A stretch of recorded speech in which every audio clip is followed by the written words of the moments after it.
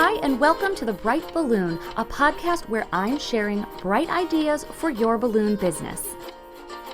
My name is Sarah Meyer, and I'm a balloon business owner like you, and I love the creative side of what I do, but I really love the business side, which seems to be the part where most people struggle. So I'm here to help. Each week, I'm bringing you an episode full of bite-sized tips you can use to make tiny improvements to your business. I want you to make more money, eliminate stress, and learn along with me as we grow our creative businesses together. Welcome to The Bright Balloon. Hello, and welcome to the final episode of the year of the Bright Balloon podcast. Today, I wanted to walk you through an end of the year review of your business, something that you can do with pen and paper, or these are pages pulled right out of the Bright Balloon business planner that I talked about on last episode's podcast. So if your planner is on the way, or if you already have it, you can fill out these first pages as we go. If not, if you haven't gotten one yet, they are available in print or print at home, and the links are in the show notes for that. But even if you don't have a planner, I think it's really important that you take time to reflect on 2021, especially when you start looking forward to 2022. It's really hard to set goals when you don't take a second to first reflect on how this past year went. So with that, let's get into the first set of questions. So first off, it's important to take time to think about your actual feelings, like things that made you feel a certain way or act a certain way. Before we get into the nitty gritty of like your numbers and tracking your stats, first take a second to actually consider like how your business made you feel. So the questions listed out in the planner are: what big wins did you have this year? Where did you struggle? How did your business affect your mental and physical health? The thing that you love most about your business, the thing that you hate about your business, you feel amazing when, and you want to quit when. So actually take time to write down those questions, pause if you need to, write down those questions and take a second to actually reflect. I feel like half the time we just launch into the next year and our goal is just to make as much money as possible and do as many jobs as possible. And we never take a second to actually think about like how our business is actually making us feel. Like, what are the things that make us struggle? How can we avoid those? What are the things that make us feel awesome? And how can we continue to do more of those things?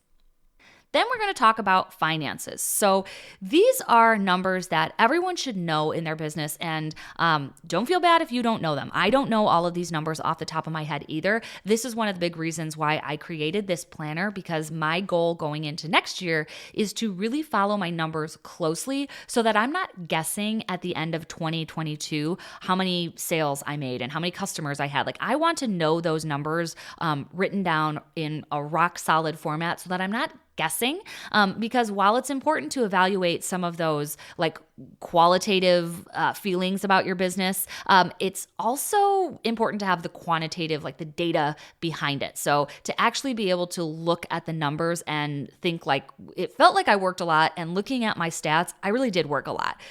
So some of those financial numbers that you're going to want to know are your 2021 sales. What were your expenses? So how much did it actually cost? What did you pay yourself? And where did you overspend? So the reason that those are the questions that I put in the planner, first of all, we all love to talk about our sales. But really, that doesn't matter if you don't know what your expenses were and what you paid yourself. So you could have done $100,000 in sales, but if you spent, 99% of that on overhead or your expenses, and if you paid yourself nothing, then that is not a great business model. That is not a path you want to continue down. It's much better to do smaller numbers in sales, but have higher numbers in terms of what you've actually paid yourself or been able to keep. One of my goals going into next year is to get my expenses way down. And that's why I have my overspend category. Where did I overspend? Because if I actually think about it, I did a lot of convenience spending this year. So delivery charges when maybe I could have picked up, or rush shipping because I was late ordering product. And maybe if I was just a little bit more organized and I was able to order in advance, I could have cut those costs down. So I'm not encouraging you to be cheap, but it is important to know like where you're overspending and where you can cut those costs, because ultimately that means more money in your pocket. So as much as I love sales numbers, it's really not something to brag about. We want to brag about the number that you actually kept, the number that you paid yourself. And a footnote on this page in the planner is if any of these categories are blank or fuzzy, or you're not quite sure what the number is, that's a good place to kind of think about setting a goal. So if you have no idea what your sales were for 2021, that's a good area to set a goal. Like maybe either you want to track your sales or you want to hit a certain number. Maybe you know what you did in sales, but you have no idea what your expenses were. Again, that's a great goal to set up and to look at tracking your expenses, or maybe lowering your expenses, or just getting organized might be your goal.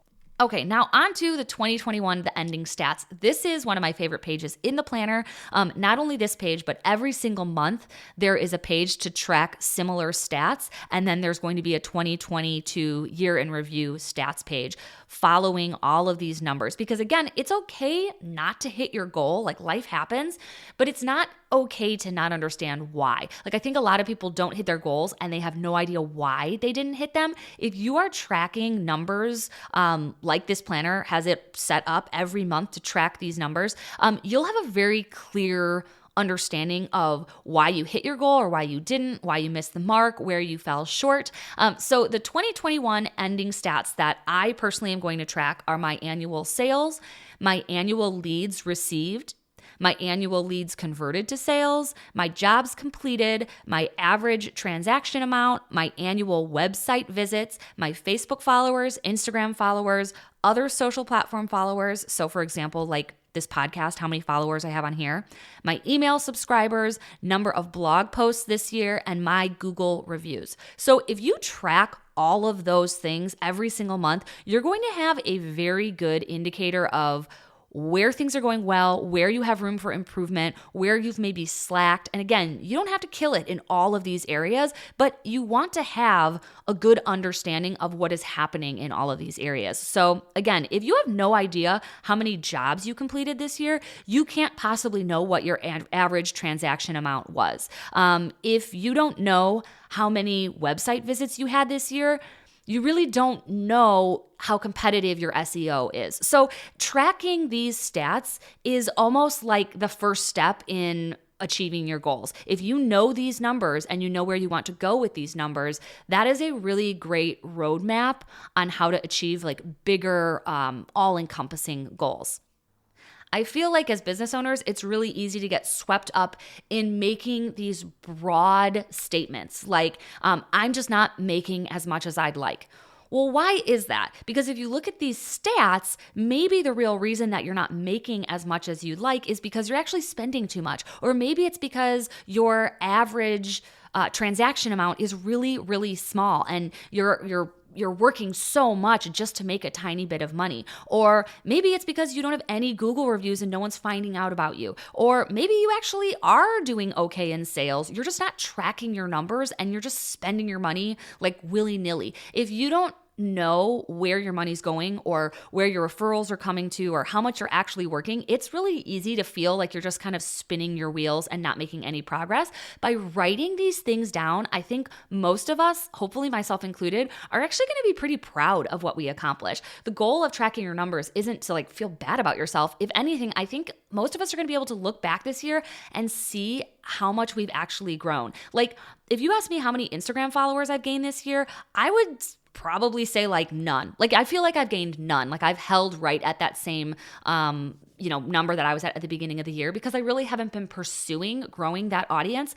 But if I was tracking my numbers, I probably have gained like 300 or 400 followers this year, which like that's great. That's not something to feel bad about. Like you don't always have to feel bad about not growing in certain categories. A lot of times you are growing, you're just not paying attention to it. So my hope for this planner is that you can use this first chunk to have really concrete starting points in all of these areas that I just listed. And if you don't have an idea of what these numbers are, that you can go into 2022 tracking them so that at the end of 2022, you have a very clear snapshot of what is happening in your business. And then ongoing into 2023, you have a really great starting point. So you have to start somewhere. If you're not tracking all of these things, that's fine. I certainly have not been tracking all of these categories, which again is why I made this resource for myself. So you can either fill this form out in your planner. These sheets and questions are already in there for you. But even if you don't have a copy, you can go back and hit pause and just work through that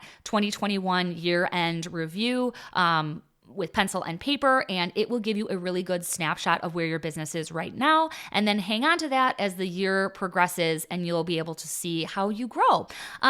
So with that said, speaking of growing, I do want to talk about next steps for the podcast and what's coming and what we have planned. So like I mentioned at the beginning, we are going to take off 2 weeks for the holidays. So we'll take off Christmas and New Year's.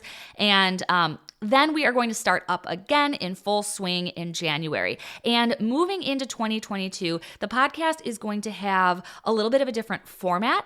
It'll still be me, but when I went to Balloon Boss Summit, there were a lot of people there that listened, which was very fun to chat with everyone. And some of the feedback I got was that people are really loving the interviews, but they also miss those very short episodes that I used to do at the beginning. Like they were 5 or 6 minutes long, and they were like 3 things you can do right now and implement today. So those really action-filled episodes are going to come back.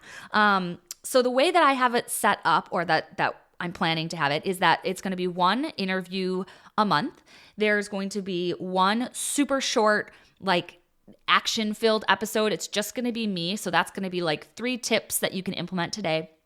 Then I'm also going to do a book review each month. So I am going to hold myself to reading a book a month. These are going to be not only business books, but also like lifestyle wellness books, anything that helps me, I guess, not only thrive in my business, but in my life. Like I think work-life balance is really important and something I can definitely work on and improve on. So I'm going to be reviewing a book, recommending a book. If you have the planner, actually a good chunk of those are already listed in the back. So if you want to read along with me, you can get a head start. And I haven't read all of those. Most of them have been recommended to me. So I will be reading the book and kind of giving you the Cliff's Notes version so that if it's something that interests you, you can then go out and buy your own copy and do a little bit of a deeper dive. Just like I did with Profit First, people really liked that episode because it kind of gave an overview of what the book and the system is about. And then a lot of people went out and bought Profit First and implemented it in their own business. So that is what I'm hoping to do with the book episodes.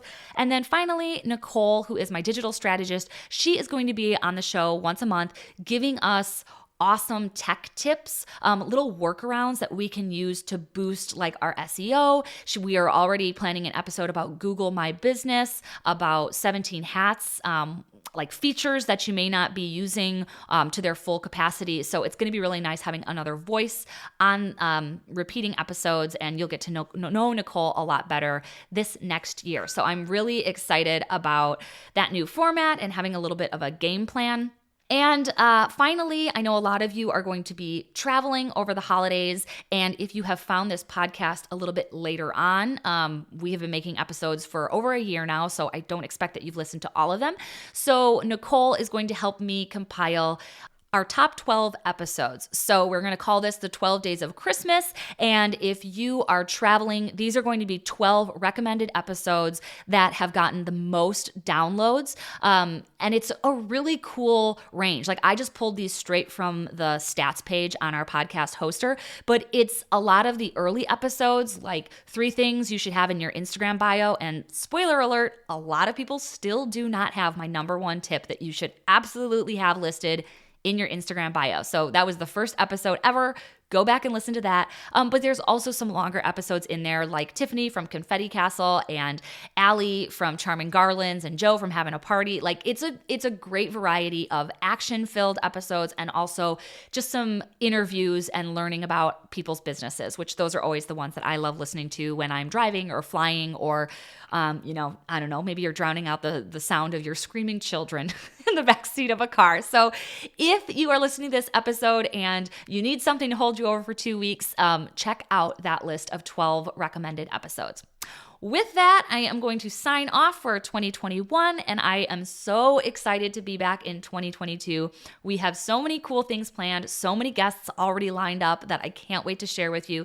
Thank you again for everyone's support. This year has been so fun. Again, my goal was to make it 1 year podcasting, and we have flown past that deadline and do not have any intentions of stopping anytime soon. So I will see you all in the new year. Safe travels, happy holidays, and see you soon.